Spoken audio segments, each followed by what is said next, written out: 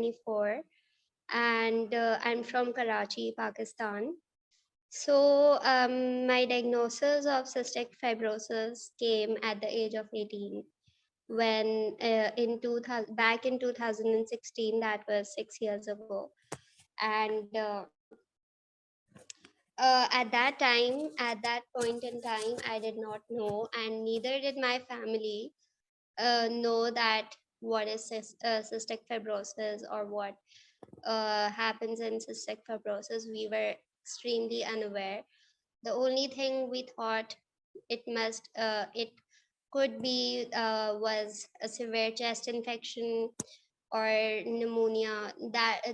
Pneumonia, I got pneumonia, which led to the diagnosis of CF.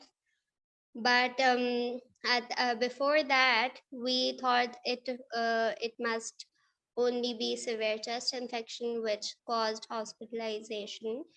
But we did not know that this is what it could lead to. So fast forward to the diagnosis. I was diagnosed and I was not told what exactly is it, or what should I be expecting, what changes should I be expecting in my daily routine, or as a or as an individual, or in my own body, what changes should I be expecting, or what changes could I be getting. For example, I could be getting shortness of breath um, in a much shorter span of time than I used to, because now the more infections you get, the your lungs get a lot weaker. So that's what started to happen, and then I realized that it's all the reason it's all leading to is CF, and I'll have to deal with this, and I'll have to deal with these changes and live with these changes, because my plan was to pursue my studies, higher studies, and go to university and um, do bachelor's in what I had always aimed to do in, that was in social sciences. And today, right now, I am now a graduate in social sciences and internet. I have done my majors in international relations. So there's that.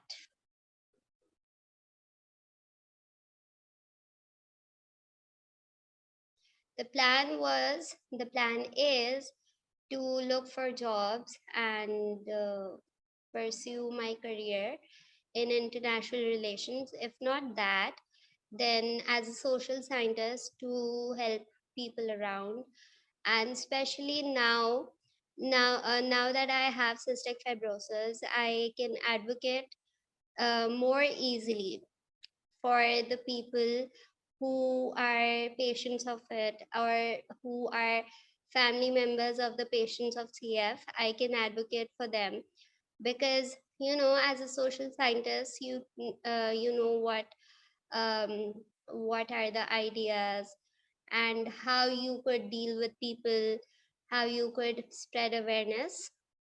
So that's my initial plan if everything goes accordingly.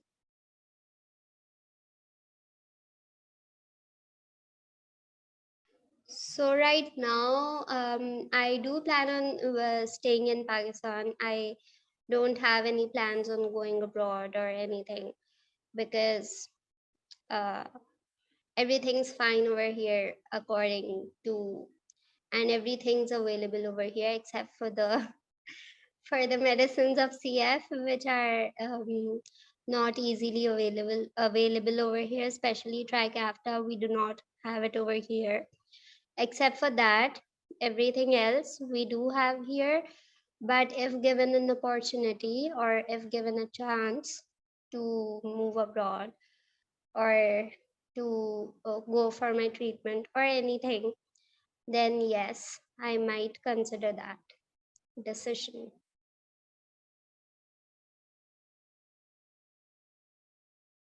So in Pakistan, the medicines that we have available over here related to CF, those are just antibiotics, either oral or intravenous IV antibiotics. That's what we have over here. But sometimes some of those medicines they do get short, and um, we have to run from pharmacy to pharmacy to look for those. Other than that, we have crayon 10,000 and other amounts available over here. As far as I know, we have this pharmacy that keeps them, but sometimes when it's short over there, then we have to contact our relatives, like if they're coming to Pakistan, or if any of their family members are coming to Pakistan and they could bring it, or if we're going to for any vacations, then we bring our medicines back from there, because that's what we have to do. For hypertonic and hypertonic saline for nebulization, we have it easily available in hospitals and one or two pharmacies that we just have to pre-order it.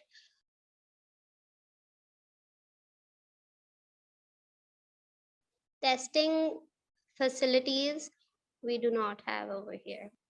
The CF has 2000 mutations, 1700 to 2000 mutations. But in Pakistan, only one mutation is getting tested, that is Delta F508.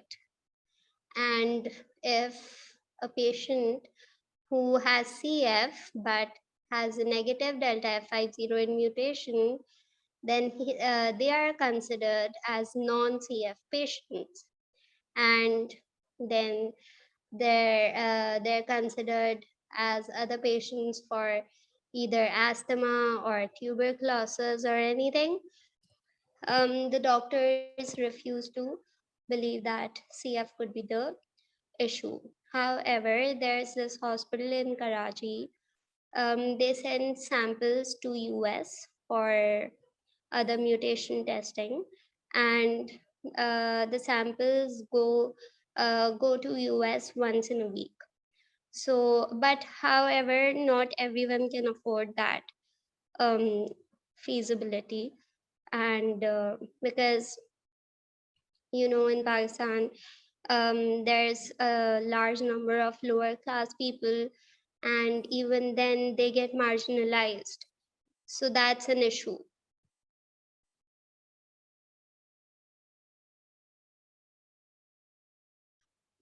So in Pakistan, I think there may be a lot of people, but but if we talk in percentage, according to the population that we have, I think that would be 1 to 2% of the population with CF.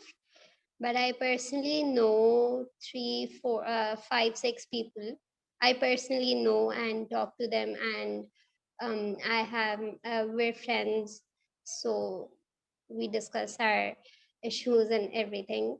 That if we talk about personal um, knowing CFers personally, then that's 6 to 7. But generally, I think that would be 2 to 3% of the population of Pakistan with CF.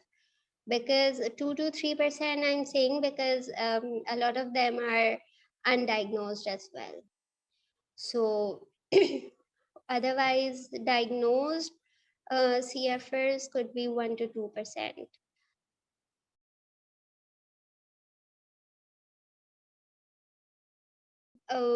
If you look at Pakistan, then yes, we have a large number of lower class, a large number of people who belong to lower middle class family, and looking at the price of medicines that are related to CF, not all of them can afford that.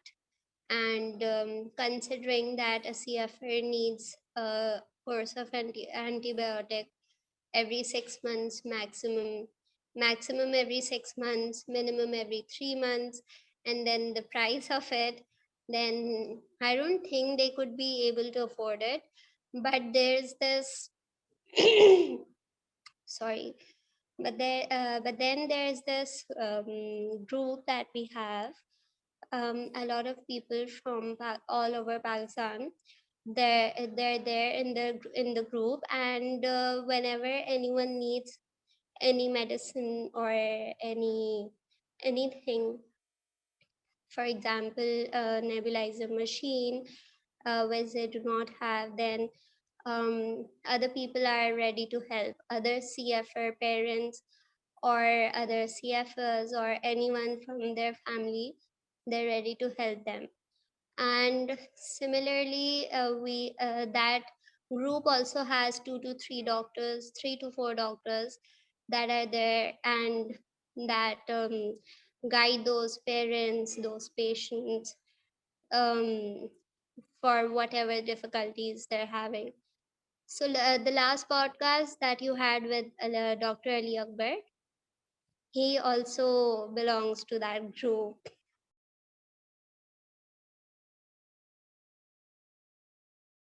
If I look back at my diagnosis and how I I felt all alone, because I honestly did not know anyone who had CF, and my friends were understanding of my condition, but I could never muster up the confidence to tell them that I had CF, because I knew that if I did not know about this before my diagnosis, then I'm sure they wouldn't know about this either, and unless they belong to a medical background.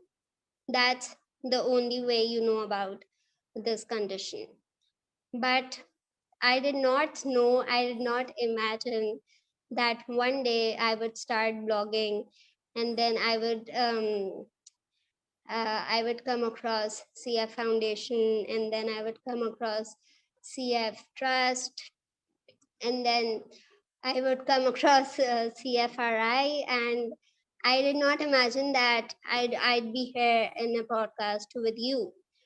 So if I have come this till here, if I have come till here, then I'm sure if we keep on hoping and hoping big, then big things could happen.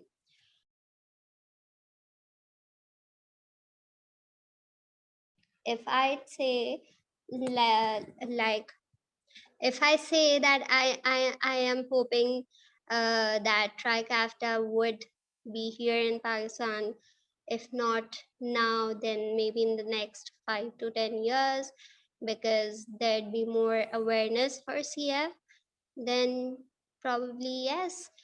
It's better to hope than have no hopes and stay in stress. But yeah, that could be possible if, because we live in a social media era right now, and we're all connected. Everyone is connected through social media. We all know each other's issues, each every country's issues through social media.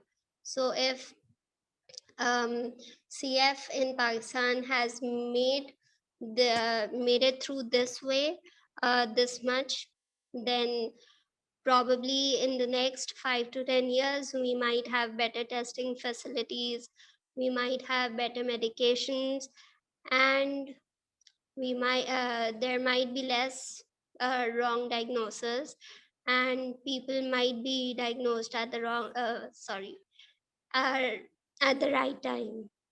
Here's this message for all of my friends, for everyone in Pakistan, around the world, for people with CF around the world, for people with CF in Pakistan.